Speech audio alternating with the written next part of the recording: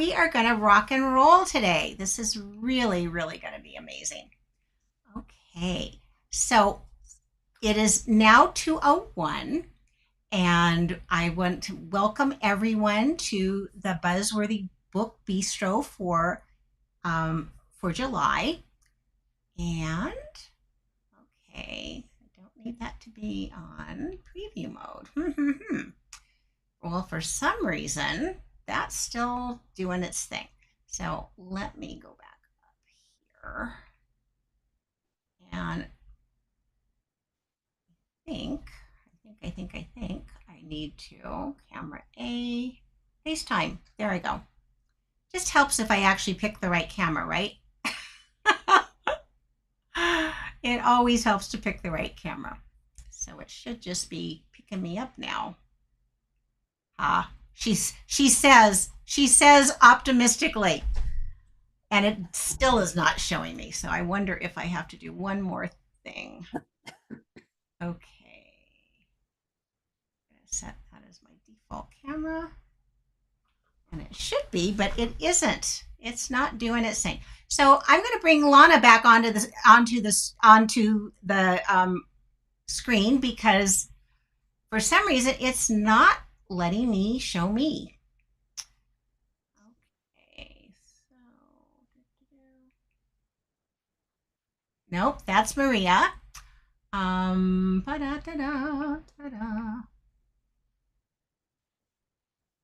know. I always think I've got it completely worked out, and then lo and behold, nope, not so much. Not so much.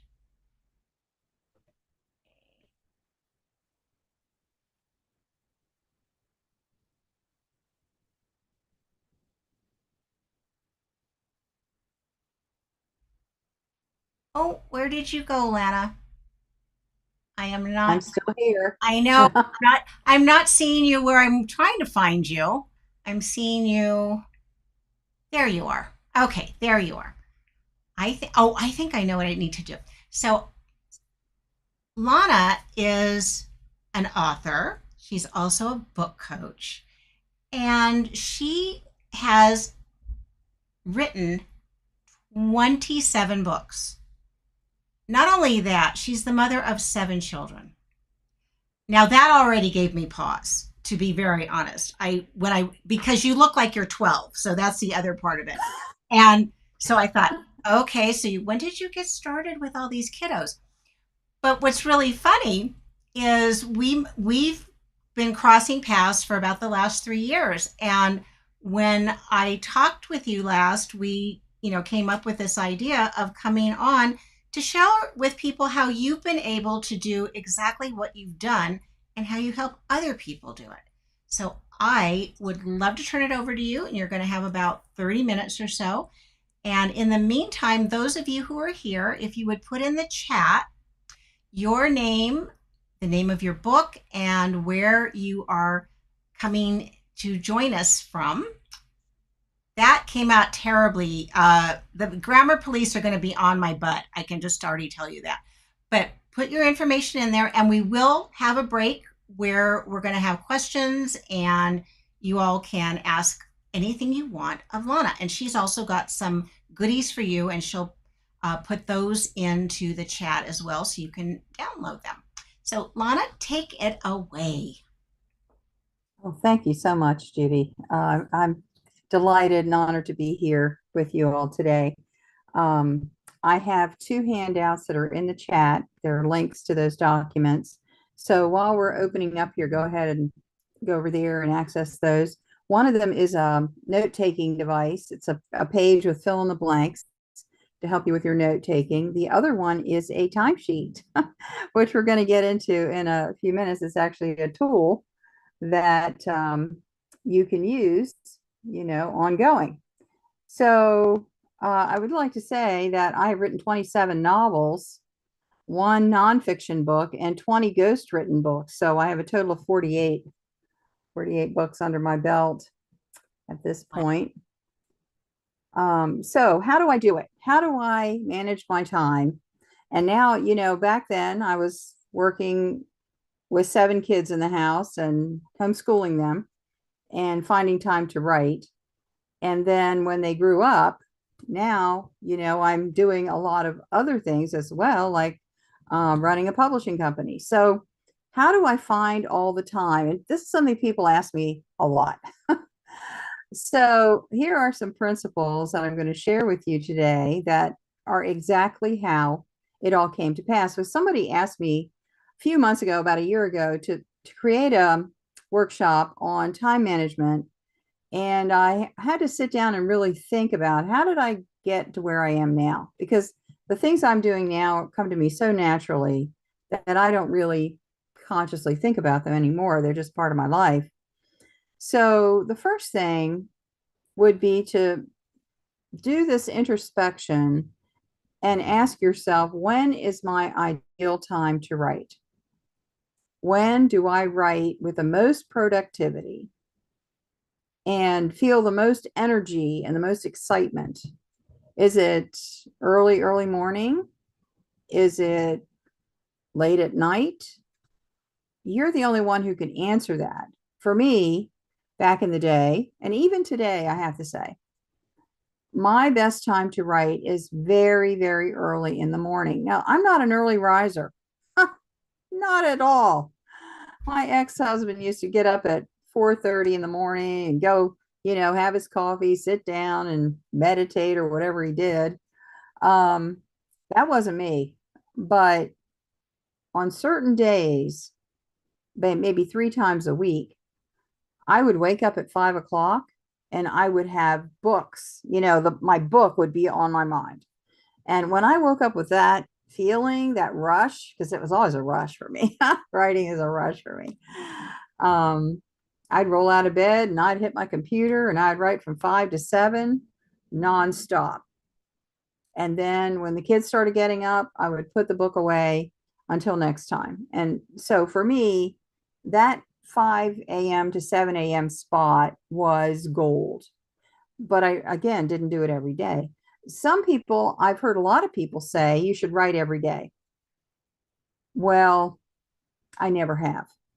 I never have written every day. For one thing, I get tired and then my brain quits working. And so whatever I would write on that day when I'm tired, might as well forget it. It's going to end up in the trash anyway. So I give myself a break, and I know that I'm obsessive enough. you know, Confession is good for the soul, right? I'm obsessive enough that if I was writing every day, I wouldn't get anything else in my house done. I would never have homeschooled the kids. I would have never, cooked a meal, because when I'm writing, I'm in it. I am totally in it. So it's difficult for me to take breaks. I need to have a, set thing. And when I'm writing full speed ahead now, in my life, now that my kids are grown, I set aside 3 days. I set aside 3 days. I block out my calendar and turn off my phone, and I write around the clock. I'll write for 4 hours, 5 hours, whatever, stop, eat some food, and go to bed. And when I wake up, I'm back to the keyboard, another 4 or 5 hours, eat some food, go to bed. I do that around the clock for 3 days. Now, that's me. That's me. I love living in my book. I love diving. I call it a deep dive, where I dive in and I stay under as long as I can, as long as my body can handle it. And then when I know that I'm done, then I come out and I don't write again for a week, maybe even a few more days than a week, depending. So I do it. I call those writing binges. But that's how I operate. And so I'm telling you that story because I'd love for you to just sit and think, what is my best, most productive time, my best, most productive way of managing this writing energy that I have? Where is that coming out in the most pristine, pure, unleashed way for you? The second question is where? What environment? when we had all those kids, I had 6 boys and 1 daughter, and we always put the boys in the master bedroom because it was the biggest bedroom, and we had 3 sets of bunks in there. We always had a 3-bedroom house because we lived overseas.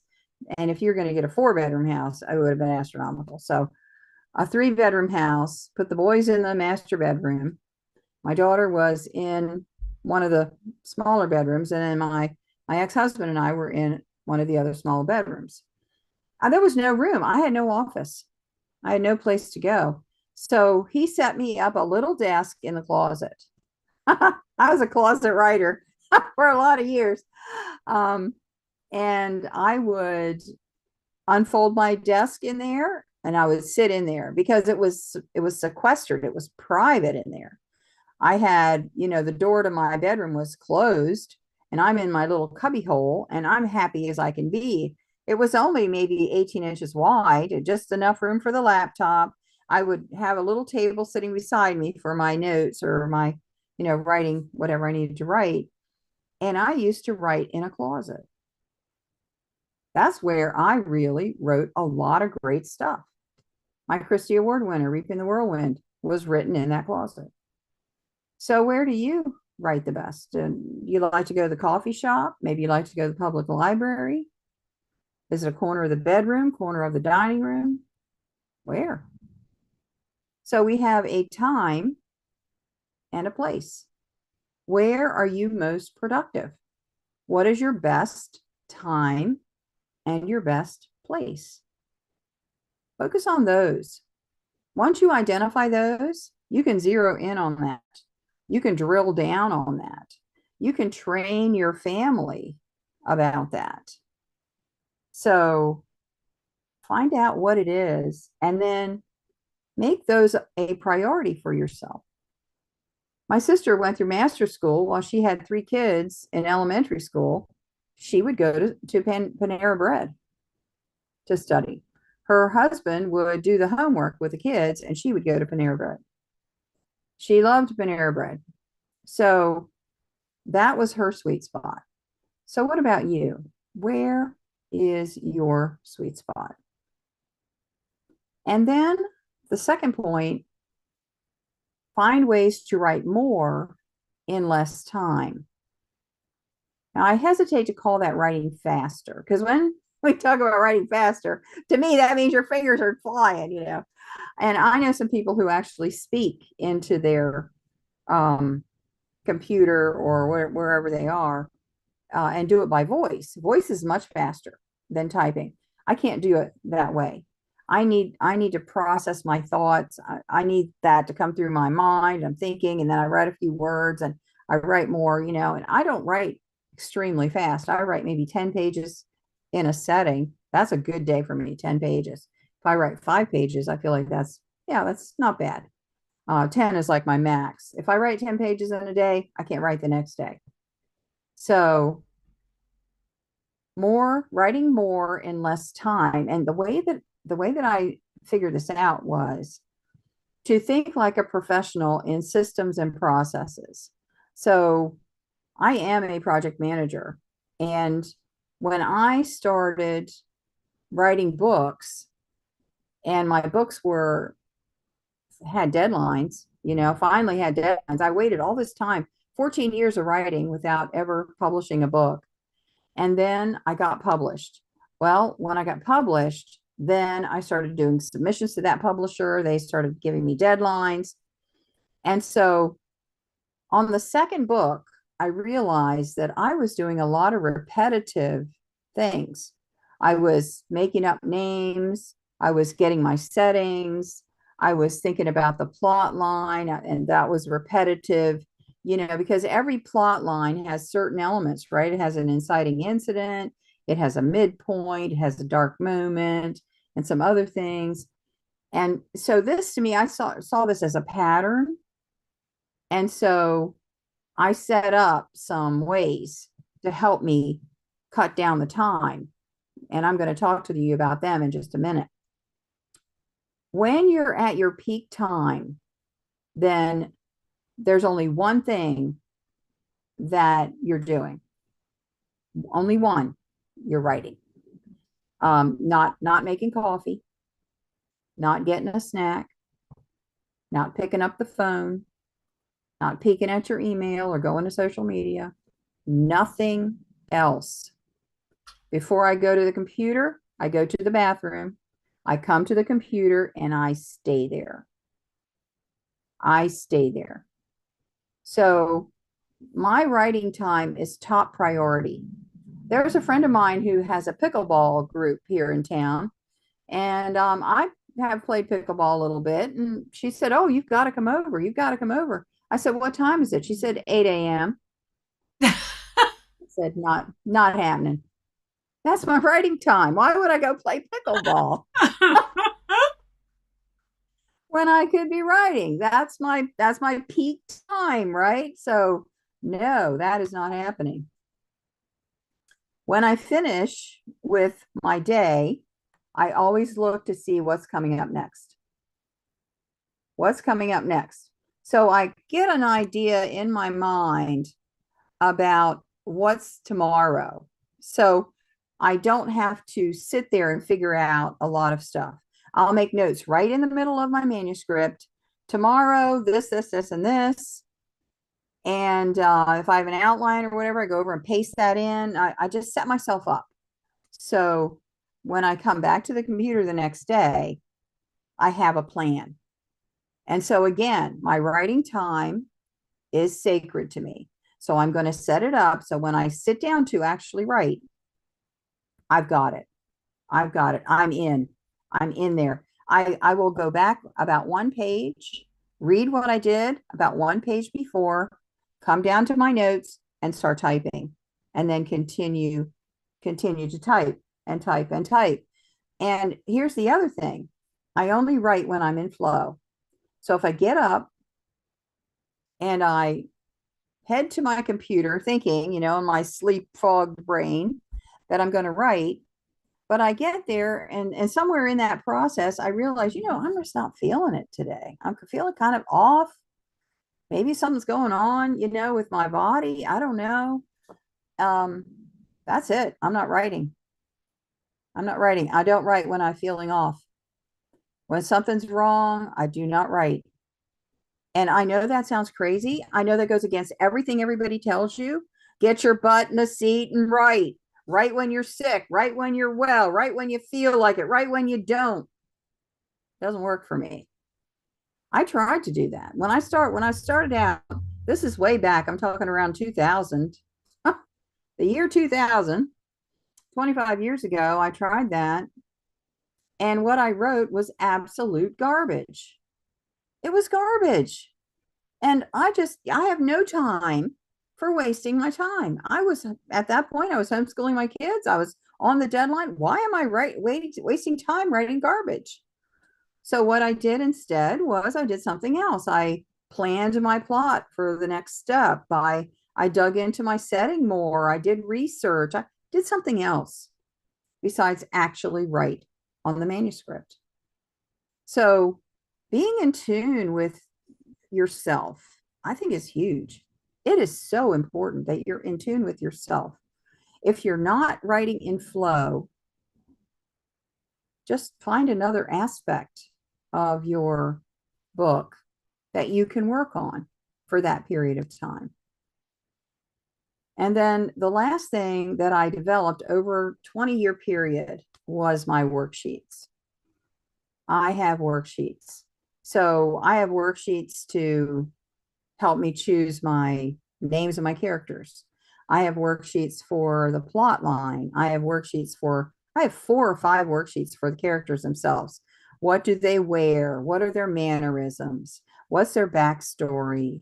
The physical characteristics, they're in a sheet, they're listed down. I found out that it was so much easier for me to go down this worksheet and just fill in hair, feet, hands, distinguishing marks, family, all these different parts. How tall are they? All this stuff was so easy if I had it on a list and just went in and filled them out rather than thinking, okay, now he's got to have hair color, he's got to have eye color. And I just go down and I can work that out. And then once I do that, this is just a little aside here, I teach this in my class. I take those characteristics and I go over to Google. Today, I go to Claude or ChatGPT, but back in the day, I would go to Google and I would put in 35-year-old man with, short dark hair with the look of a pirate, and then pictures would come up on Google and and then I would scroll down until I find my guy, and then I would take him out and I would print that and put it on my worksheet. So I have a picture of my characters. They're on my sheet. And so when I'm in my notebook, and if you want the novel notebook, just go over to lanamacara.com. It's a free download over there. So in my novel notebook, when I'm turning the pages, I'm looking at their faces. I'm seeing my characters' faces as I'm turning the pages. And all this is, my worksheets. There are 19 worksheets, and they have saved me a ton of time. So processes and systems, that's what I'm talking about. And, it makes my writing better because it actually helps me to make sure that I'm not missing anything. All the gaps are full. No more plot gaps. No more, and I have two columns that are for relationships, what these two people don't like about each other. So I list their characteristics, and then when they're having a talk, I can say, oh, he doesn't like her tone of voice. So then I go to the get to the conversation, I give her the tone of voice, right? So that saves me a lot of time. So worksheets. And I'm sure you probably come across some in your day. I've collected them over time, and I put them into my class and also into the book I wrote called How to Write a Novel That Sells. The third one is that find the time vampires. Find your time vampires. We all have them. Places where we're losing minutes. We don't even know it. And I have a sheet that I have given you there. Let me go over here and find it. See if I can highlight that for you. To show you how to use this. Can I share my screen? Yep, I can. I'm making everybody else look good. I'm just still being invisible. I think I know how to fix it later, but I'm not going to worry about that. Yeah, I'm up there twice. Okay. That is really distracting me. Oh, I know. So could we give a thumbs up if you can see the worksheet on your screen? Yes or no? Okay, awesome. Okay. Thank you. Okay, so this is for one day. So I would print as many as you need. I would do 5 days if you can. So what you do is you put this on your desk or you carry it around with you, and you mark off your tasks. How much time is it taking you to make breakfast? So if you start breakfast at 6 and you finish breakfast at 7, then I just put a vertical line from 6 a.m. to 7 a.m. and then write breakfast. And then the next things that you're doing, just going down through this list, and it ends up, it ends up very late. So there you are at 2:30 a.m. The next morning. So you can find, where are you spending your time? It's something we don't think about. So this is for you to use. And I guarantee you that you will find it amazing, that you are spending time doing things you had no idea that you were doing.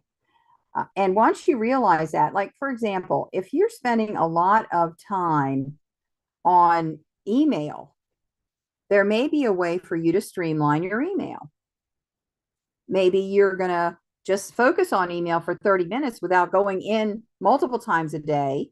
Just focus on it one time a day or something like that. Or maybe get a virtual assistant. Hiring a virtual assistant is one of the biggest time bonuses I had, because I could see where I was losing hours and give some of that to her.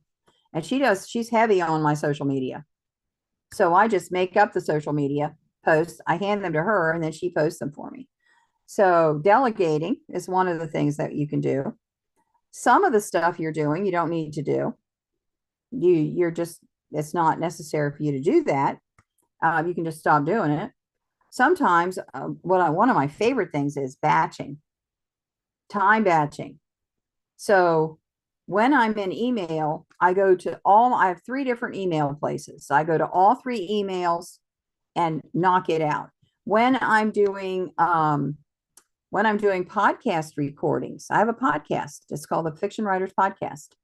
And when I schedule my podcast, I batch them. I will do 3 or 4 recordings in one day. I just go from one to the next to the next. I'm set up in my studio. I'm sitting right here. I have my notes. I have all of this ready, and I just go, go, go, go, and then send them off to the production company. And my month of podcasting is done in an afternoon. So batching, I call that batching, where you're putting the similar tasks together. It saves you tons of time because you're in a mindset right now for this particular task. So let's just go ahead. Let's just go ahead and roll more out. Simplifying the chaos and the clutter in your life. So this includes your lifestyle, your cleaning, cooking, shopping. When I leave the house, before I leave, I'm checking what stores do I need to go to. I put them on the list. And I know how I'm going to go. I'm going to go this way so I can hit them all and come back home in this circle. Instead of going here, here, here, here. Oh no, I forgot such and such. My shopping time is designated. Now you can see, I had 7 children. I had a lot of things on my mind. My shopping days were giant. And so this is what I did to save time. Another one is turn some of your time vampires into assets. I really love this one. So if you have a friend who likes to drop in and chat, get them to help you. Oh, I'm getting ready to cook dinner. You want to chop some vegetables? I'm getting ready to do this. You want to do such and such? I need to ship some books. You want to help me stuff them and put them to work? I do it. I put my kids to work. I put people to work around me. And it's fun. It's so fun to do stuff with people when you have an activity. When I'm out, my phone becomes my memory because I send myself an email. I go into the email on my phone, talk into my phone to write the email with my voice, hit send, and when I get home, I have an email waiting for me that helps me remember, things that I need to remember. So we're almost at the end here. So here are some things, mindset things that really have been helpful to me. First of all, set realistic expectations. Don't beat yourself up constantly because you're not getting enough done. Realize this is the amount that I have today that I can realistically get done. At the end of the day, done and dusted, job well done, pat yourself on the back. It's good. Instead of being the hamster wheel, run, run, run, run, run, wake up in the morning, run again, go to bed at night, your mind's still going. No, stop that. Just get off the hamster wheel. Put some systems and processes into place for yourself and realize I can get this much done today. And then if you make it, fine. Some days you're not going to make it. So there were many days when I got into my closet and I'm ready to go. I've got 2 pages written and I look down and there's a 3-year-old standing at my knee. Well, what happens then? I close the computer. Writing is done for today. And I'm very glad I got 2 pages done. I got 2 pages done that day. That's 2 pages more than I had before. So take the pressure off. All the pressure does is frustrate you, makes you unhappy. And really, when you get right down to it, it stifles your creativity. It stifles your productivity. So take the pressure off and realize any advancement is a good day. And then the last thing that I would say is don't forget, you can write when you're not writing. You can write in the car. You can write when you're cooking dinner. You can write at any time, anytime. Take advantage of those moments. Use your phone, send yourself emails, and give yourself some credit. Just the fact that you want to do this, you are at the top 1%. Most people never even get started. Judy, thank you so much. Oh, I really appreciate you, Lana. I think you've really given us easy things to do, but sometimes we get so busy we don't think about them. And the way that you discovered you had a rhythm, you had a style, and it wasn't about making these massive, massive efforts all the time, but it was making small efforts consistently over time, and you got the job done. And I think that is where, so many of us get a little bit lost, and we think we have to do um, we think we have to do everything. So I love that. I'd love to ask anybody else have questions or comments about about Lana, about her method, and maybe want to share some of the things.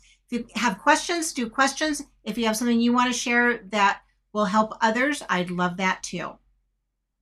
And if I could figure out how to show the gallery in here, I would do it. But I'm still not figuring that out. But I can see you. I can see you all in my other monitor. So who's got a question or who's got a comment? I know you're all, I know this is a very productive group. Joyce, I'm gonna see if I can bring you on the screen. I think I can. Um uh-huh. Well, get started. Let me see if I can bring you on. Oh, Lana, I just loved it.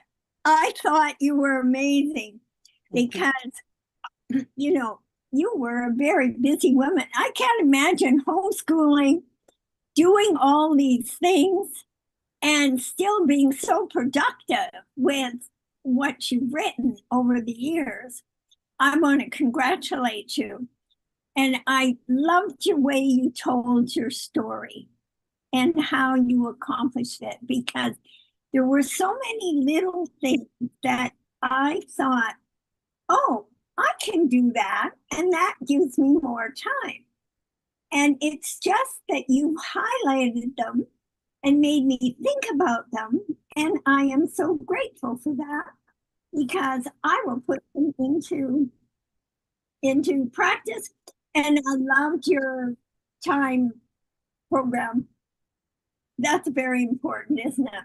Yes. Yes. Has Thank you you. so much time.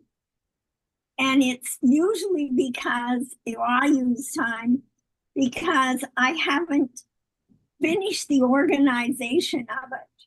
I've finished something, but I haven't put it in the right place on my computer or something like that. And I have to end up spending time looking for it. And that's so frustrating. But it was a wonderful, inspiring talk. Thank you. Thank you so much, Joyce. And those days when you're feeling a little off and you're not up to writing, those would be good days to get that organizing stuff done. Oh, My desk is not, it is not perfect, believe me. that is so funny because this morning as I was, trying to get things organized. Oh, now this is interesting. It's showing you as me twice. So, but anyway, I know this is crazy, crazy, crazy. We won't worry about that. But this morning, because I was trying to get things set up, and since I am going to talk about this software that I'm using because I mostly am understanding it, but I watched a tutorial and I said, wait a minute, focus on what you have to get done today before we do this, rather than, oh, but I could go down this path. And you've done something that I think is really helpful for anybody who is, oh, here, I can put me back on. Anybody who, I know this is so crazy, but anybody who has the tendencies that I think everybody here in this room has, except Melody it doesn't fall in this category. She's very directed and doesn't get distracted like I do. That doing that time bound activity. I don't even know if I thought I still had it in this room, but I don't. I have an old kitchen timer. So before we had them on our computers, I had my kitchen timer here on my desk when I was doing my mentoring calls, so that I knew when I needed to stop so that we could wrap up for the day and then get on to the next thing. And then I also have used it when I had a project I just wasn't getting started. You can, everybody here, can you all do something for 5 minutes without wanting to, jump out of the window? And so that it's a really effective technique. And people who use time management, whether you use the Pomodoro technique, whether you say I have an appointment on my calendar, that will definitely get you moving forward faster than anything else. But you have to religiously turn off the distractions. So put yourself in do not disturb mode when you're writing. You don't answer the phone unless the house is on fire. May I say something? Absolutely, my dear. Okay, first, here's my timer, Judy. I still have one and I still use it. Okay. So, secondly, now there's two of me. That is odd. I know. One of me is more than enough. I wanted to touch on something that Lana said because I really liked what she said. Lana, it sounded like you had this consistent, 3 times a week or twice a week. I get up, I go to the closet, I write for an hour or two. But those days when I just really am not feeling it, I don't push it. I think there's this balance, and it's not just for writing, it's for everything. There's this balance between consistency, right? Creating the rituals, creating the habits, doing something consistently. The famous quote, who said it? I only write when I'm inspired, and I'm inspired every morning at 9 a.m. Right? So it's like that consistency, ritual, and the routine versus the not banging our heads against a wall. And we often get into, because you talked about flow, I find that we often get into, I'll only write when I'm in flow, versus I'll write at this time no matter what, even if it's painful.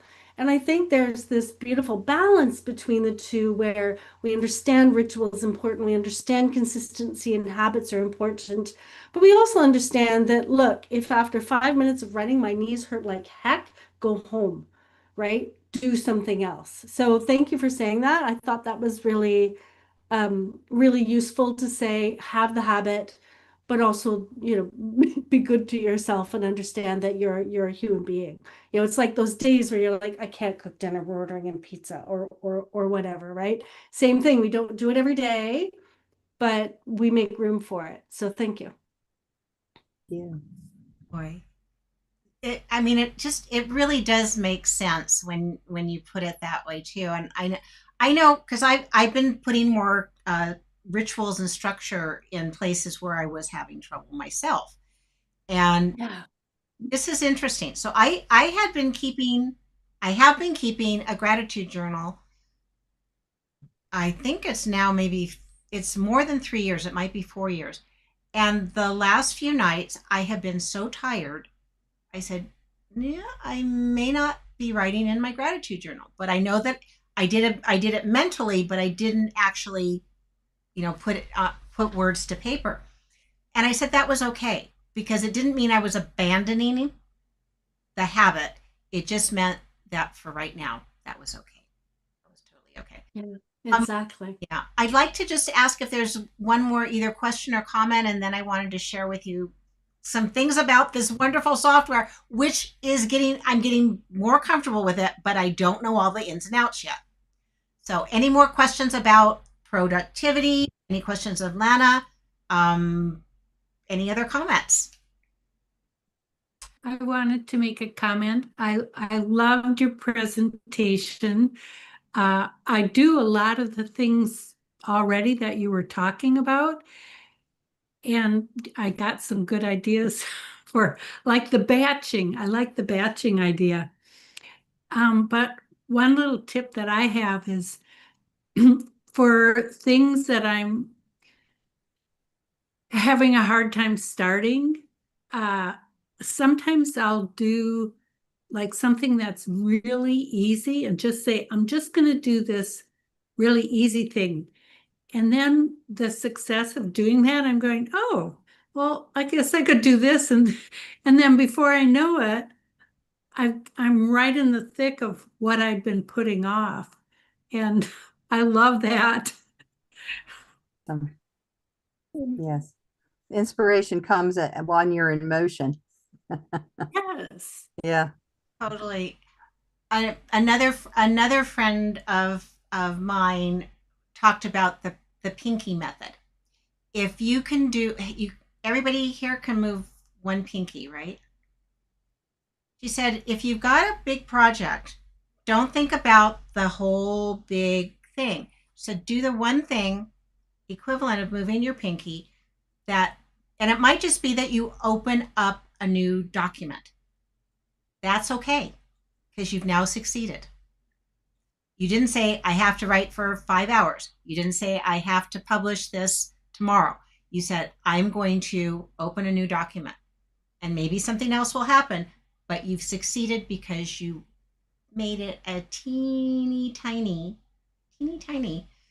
habit, little tiny action. Well, I really appreciate everything that you said, and it is a good refresher. And I'm embracing this more because I wander down the garden path, and just like the bees, I'm always looking for new flowers. So I wanted to share with you what this is that we're doing this on. So first I want to give a big hand to Lana because she knows what she's doing. And I strongly encourage you to reach out to her and have a one-on-one.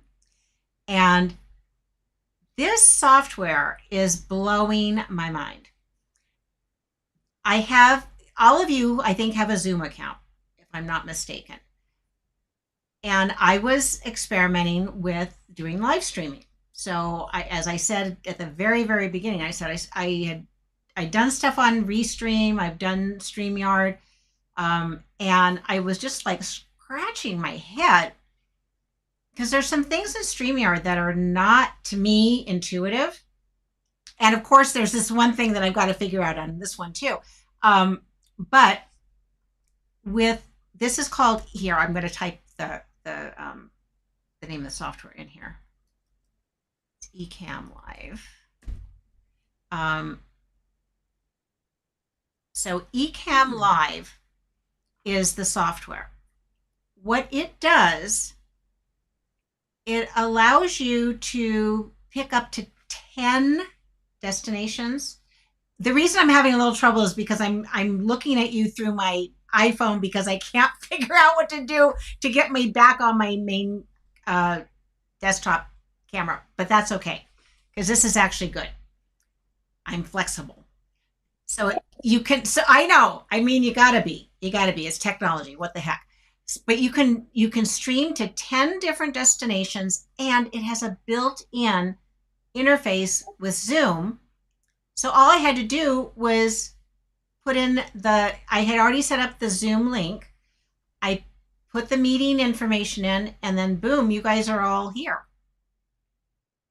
And it's also streaming to LinkedIn and Facebook and Instagram and Pinterest. So that's happening as we're doing this. But because everybody knows how to do Zoom, very cool. But here's where things get very interesting. The interface is really cool, and I think I can show it to you. So let me just see if I can share my desktop. I think that's the one that I want to do. Let me see. I'm looking in two different places, and that's only because I haven't done this enough yet, but I wanted to get over here. Share. There we go. Screen options. And oh, that is not what I wanted. Here. Oh, here we go. So I'm going to share. My desktop is very messy right now, but this will just give you a little bit of an idea of what's going on and why I'm going, where is everybody? So this is everything. This is the Ecamm Studio. So you can see over on one side is my Zoom gallery, but I can see you guys all over here. I can bring you on stage. I can set up some scenes in advance, and I can choose all these different cameras. So if I switch to Joyce, you'd be seeing Joyce, and I can go, let's see, where else can I go right now? So I'm going to go back over to me. But with Ecamm Studio, it's a lot. You're basically just, going, okay, I've got this set, I've got that, and you can add things on the fly too. But if you're noticing that the resolution is pretty darn sharp, it can go up to 4K. So just drink that one in. So I have it right now set to 1080, and there's an interview mode. So let me see if I can do that one right now. And then this is just so cool. This is so cool. So the interview. Got my picture settings. Interview chat. Okay. Oh, so let me go over here. Split screen. Joyce, talk to me for a minute. So I think I may have turned that off before we started, so I'm not sure I can use it right now, but let me see. I think I did. No. Yeah. How are you Okay. today? How's Okay. it there? Okay. Well, this is not quite what I was expecting. So that is my fault because I had changed something up. But when it's in interview mode, it'll bring both of you up on the screen at the same time, and you can decide who's on which side. I can adjust the zoom. So, sometimes people aren't always in the same exact position, and it looks really weird because somebody's like way down here and somebody else is really big over here. You can adjust all that. Plus, for those of you who have a podcast and who do other video, you might be doing a course or whatever. After this, you can do live streaming or you can do recording. Guess where I can take this after the show? I can take it straight into Descript, which, if you don't know, Descript is one of the coolest softwares ever because you can edit your video just like you're editing a Word document. So talk about time vampires and time saving. Carol and I both do a lot of video. I know Melody does a lot of video. I know now Lana does a lot of video. And if you ever want to see a time suck, try editing your video. Hence, that's why I went to live streaming, because I said that'll get me not to do that. Just like with editing, if I'm writing and I start editing, it will take me 100 times longer. But if I do dictate most of the time, I dictate my stories so that I don't have my little fingers on the keyboard because I will start editing. So think about this. We can live stream, we can record, then I can take it into Descript, and in Descript, I can make any other further refinements. But I've already got this beautiful quality video. In Descript, I can add captions. If I haven't already done things like that, I can add captions, I can add comments, I can create scenes. And I did a live stream on Friday or Thursday, I think it was, with Gloria Trester. So we were on, that was really funny because I couldn't figure out how to get us both on camera, but then I did with the interview feature. And that was an hour of us talking. I edited that in Descript, and had it up on YouTube. Oh, I think within about an hour and a half, 2 hours max. And that's only because I'm still getting used to, you start here, you go there, you do the next thing. So I've now started a workflow so that I can see, this is what I need to do first, this is what I do second, this is what I do third. But I will tell you, if any of you have done live streaming with the other critters that are out there, you know how much time it took me to hook up all 10, I think I have 8 connections. It took me less than 10 minutes. All I had to do was open my LinkedIn account, open my Facebook account, open my Pinterest account, open my Instagram, and then I connected them all. That is just so brilliant. And you can schedule ahead of time. You can reuse the assets that you build in here. And I just find that this is pretty exciting to me, because I made a commitment to do more video, but I was going, oh God, I just was getting in the weeds with editing. But now I've got a tool that, as I get better and better, and I appreciate you all, being patient with me today, but I'm not even worried about that, because I still feel the overall quality is so high, even with a couple little glitches. And I had to edit out 18 minutes of us fumbling around trying to connect when I was doing my interview with Gloria, and we were on the phone saying, nope, can't do that in Safari, you've got to be in Chrome, and all of that. But once we got on there together, it was so easy, and I could just switch back and forth. I'll show you this. This is some of the cool stuff. So right now I can switch scenes. So I'll just show you some of the fun stuff that is happening. So there is, I've got my Bistro group, and I've got,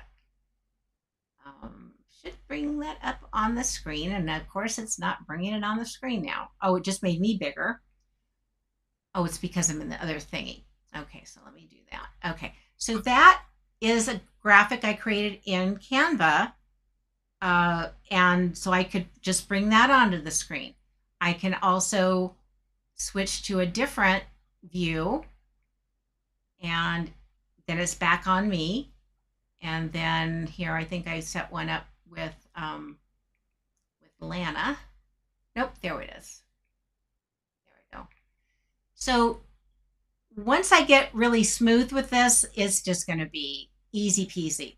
But for now, I'm pretty darn happy that I've got this tool in front of me that is saving me time, making it look better. And if you don't know about Descript, here, I'm going to just pop that in there too for you. Descript was created to help people with their podcasts. Whoops. All right, what doesn't it? It doesn't like something I'm doing. All right. I was trying to put it in my comment, but it's not letting me do that. If one of you can type in Descript, because I know I'm not the only one using it. In Descript, they just did a major update as well. And now you can ask, there's a thing in it called the Underlord. This Underlord is AI. But the Underlord can do something totally amazing in that it can break your video into scenes for you, which you can adjust, but it's got templates. So you can have, all those nice little transitions that if you were doing them by hand would take you hours and hours and hours. So well, this is interesting. People are showing up very late to the party today. But what's fun is you can customize everything to your brand colors, to your brand typography, to the look and feel, everything. And now that Descript has all these little goodies in there, it can enhance your sound if because sometimes you might have a good microphone, but the other person doesn't or the other people don't, it has studio sound built into it. So it'll improve your sound, improves your color. And now all I have to do is ask it to do it. And if you've ever done editing, I learned Adobe Premiere. Not going back there because I can't say to Adobe Premiere, would you please adjust my color temperature? Would you please break this into scenes? Would you please? And that's all I have to do. And it did it. And that's how come I could get that live stream recording trimmed and ready to upload. And I did in less time than it used to take me to basically write out my script. Pretty cool. So now I'm going to open it up to questions from you all.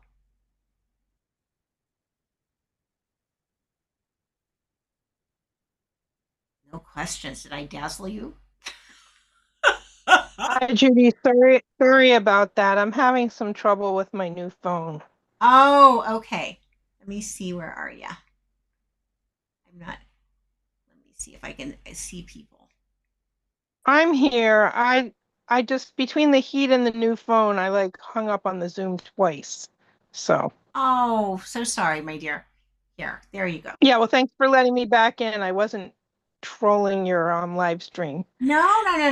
That is totally okay. I'm trying to get you back up here. There you are. You should be back on camera, but I'm not getting you on camera. So what am I doing?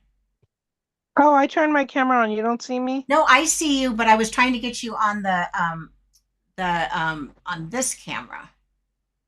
Let me see. For some reason, it is being a little cranky pants here. That's okay. I'm choosing my battles today. I guess I won't choose that one. I know. Well, sometimes, sometimes things are just the way that they are. So I'm not getting it. I apologize for that. So any questions about using any of these tools, from the Time Vampire Corraller to using video to, helping you get your message out there with more grace and ease than you ever have? I don't know what that vampire was because I was late. Oh, there are some goodies that Lana shared with us. And Lana, if you want to put it back in the chat, then Merlin can get that too. Okay, thank you. Yeah. Oh, Ecamm Studio is pretty inexpensive, and they have different levels of plans. And there's also, I think I can purchase a lifetime license through App Sumo. So I'm planning to do that. I just wanted to be sure that I really, really loved it, but I really, really love it. I've got some other tools that are very inexpensive, but they're better than some of the big giant tools. I mean, Adobe Premiere is great if you're doing a big film. But if you're not, you will spend more time fussing with it. And the learning curve is through the roof. And I've actually been trained in it. I don't ever open it anymore because this does everything I need it to do. Descript does all of the stuff that Adobe Premiere can do. So why would I want to do that? I like simple. I like easy. I like stuff that, really does make sense. And I'm just really finding that, more things are coming on the market now that you can just talk to them and they do the thing for you. Very cool. So we've got about 15 minutes. I'd love to hear some wins from some of you. What's been happening in your world with your books, with articles, with awards, programs? I think Melody, would you like to come up on the stage, my dear?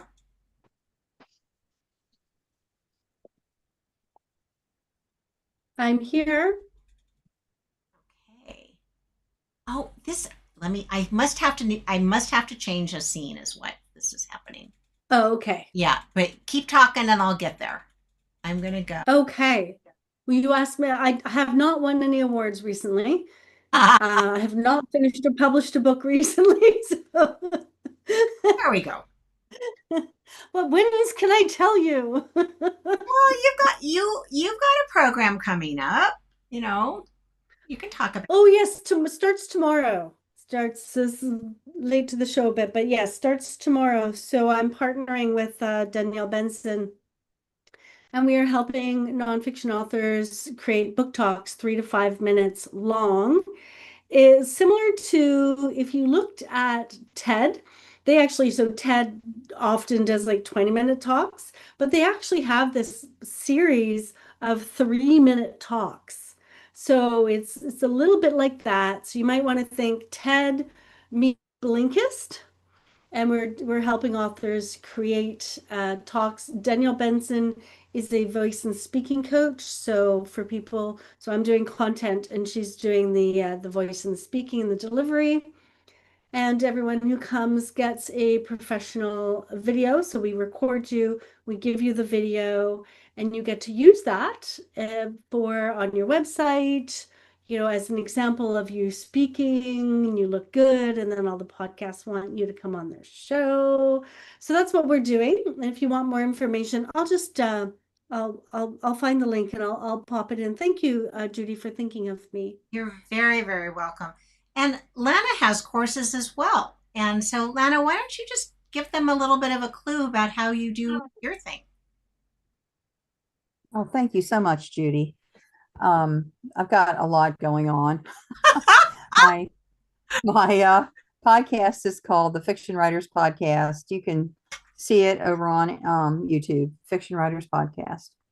My course is called How to Write a Novel That Sells, and that's at howtowriteanovelthatsells.com. The course is 8 modules. It's online, but it is training videos. So you get your module as a print document, 8 segments, that you get as a print document. And then I teach for 1 hour, 2 hours for each module. So we're in a college course for that. And there are 8 modules. And then every month we do a writing lab. And we had our writing labs this past weekend where all the students bring me 500 words. We sit there together. I go through everyone's work. We talk about it. It is such a learning extravaganza. It is amazing. So people that are in the course and completed, they're saying to me now, how do I keep going with the writing labs? I don't want to leave the writing labs. So that is over at howtowriteanovelthatsells.com. It's very affordable and it is packed with information. And this is based on my 25 years of writing and teaching writing. So yeah, if you're interested in learning how to tweak your writing. So what I'm finding is that people have gaps. They don't know what they don't know. And there are certain things that they're weak on. And that's why they're not more successful. So find out where the gaps are, because this is very systematic. And then you get the personal feedback as well. So that's the course. And then the publishing company is called Vandella Publishing. And we publish books that are on Amazon. VandellaPublishing.com. And I say we take your book from online to on shelves. So we accept Amazon books. We'll bring them in and traditionally publish them, put them up on Ingram, and get you in bookstores and libraries and teach you how to maximize those opportunities. So that's the other thing that I'm up to. It's a completely different model from anything you've seen, because what happened to me was I got 10 of my titles back, got the rights back, and I couldn't figure out how to put them out there again. I didn't want to give up my rights again. I didn't want to pay $10,000 a book for 10 books. So I created a publishing company that does what I wanted to have done. And I'm opening it up to other authors where you keep 100% of your rights, 100% of your royalties, and we get you out there. Well, I love that. I love the fact that both you and Melody really work with authors where they're at, as do I. I think we've had the experience of people telling you, oh, just do this and everything will be cool. And, that you don't really need to do all the hard stuff. They make it sound like, oh, yeah, we're going to make you an instant whatever. Well, the truth of it is, that's not quite the way the world works. The world works as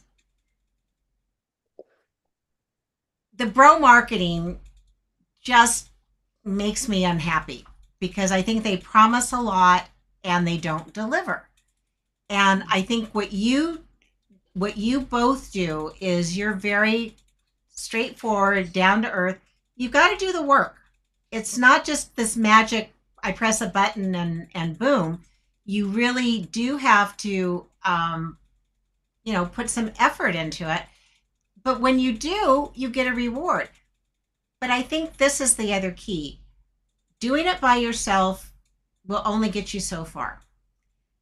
There's going to be some bump in the road that you didn't anticipate. And working with a book coach, working with someone who's published, working with someone who is very conversant with, well, yeah, you might not want to do that, but here's how you can approach it so it fits you. And I think that's something that we all share in common. And I think that makes life more enjoyable, and you're not trying to compare yourself to somebody else. I think that's important. Yes. Judy, may I add something? Sure. I think it's important to just, note, it's like, Lana had 10 books and 10,000 a piece, $100,000 to get her books back out. That's the other thing I get frustrated in the world of publishing is the overcharging of things.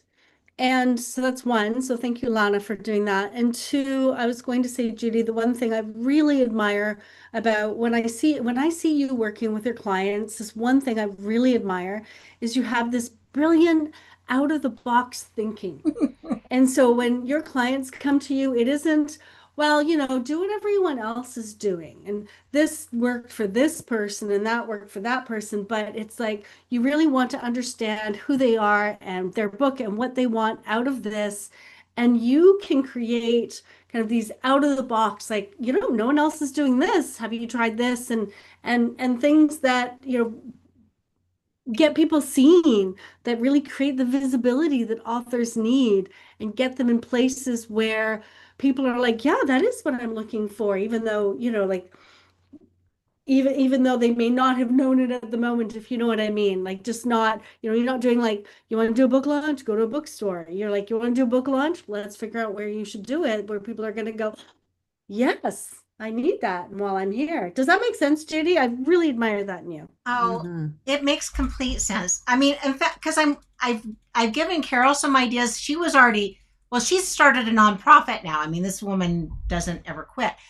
But I've got another client who is a photographer, and his book is this big coffee table book. So, that's not an easy sell because it's pricey. But he does some other things. And so he said, well, I like being on Instagram, and I also like being on Nextdoor, which is, I wouldn't have thought about Nextdoor, but he told me how he was using it. And he had 2,000 people following him on Nextdoor. So when he did a book talk, where do you think they're coming from? They're coming from Nextdoor. And I started poking around on that platform too, because nobody knows all the things. None of us know all the possibilities. And respecting that each of us is different. While I like to do video, I have other clients who they don't want to ever have their face on camera, but you can still do video without that. But writing articles, if you're a nonfiction author, you should be writing articles. And I did say the should word. I recommend looking at where you could publish an article because it leads back to you. It leads to your expertise. It leads people to want more if you do a good article. And you can do that on LinkedIn, you might do it in an actual other publication, but thinking about truly, what's my book about? Where else might people be hanging out who would like this? And so I really appreciate the fact that every book is a different entity, and how each of us is individual. I'm not going to say, oh, you can have my fingerprints. No, these are my fingerprints and they fit me, but they don't fit you. So I want you to do the things that fit you that you'll keep coming back to. Well, I'm checking the time and we're at 3:11.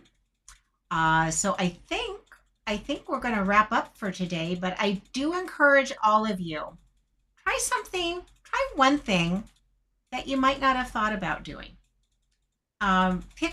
Pick 3 days this coming week where you're going to spend 5 minutes, make a date, put it on your calendar, and in that 5 minutes, here's an example.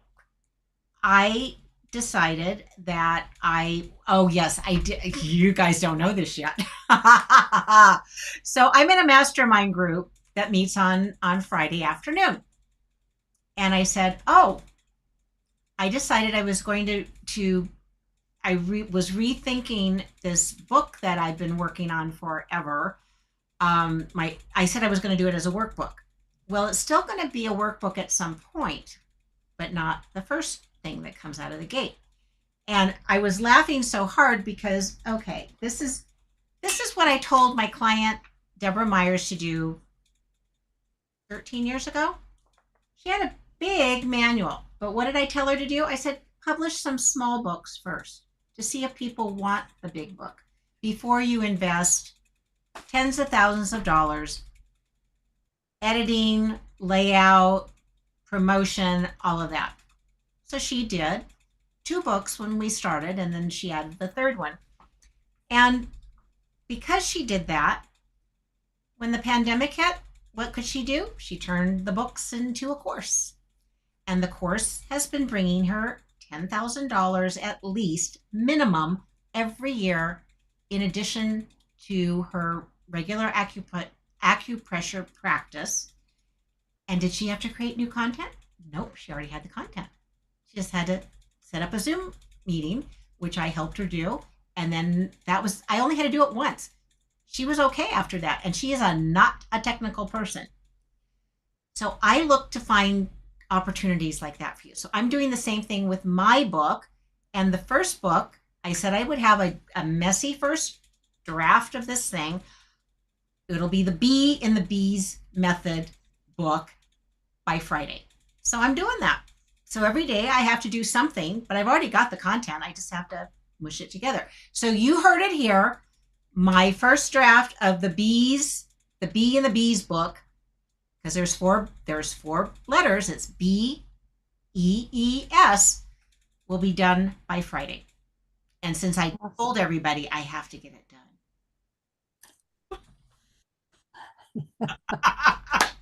It works. I don't want to be embarrassed on Friday. Thank you all for joining me. And I will have this edited, but the lives will be up in all the places. And I'll send you a transcript also. But tell your friends, because you know what? If we pollinate the hive, we can all thrive. So thank you all, and I'll see you next time. Take care. Thank you so much. Thank you.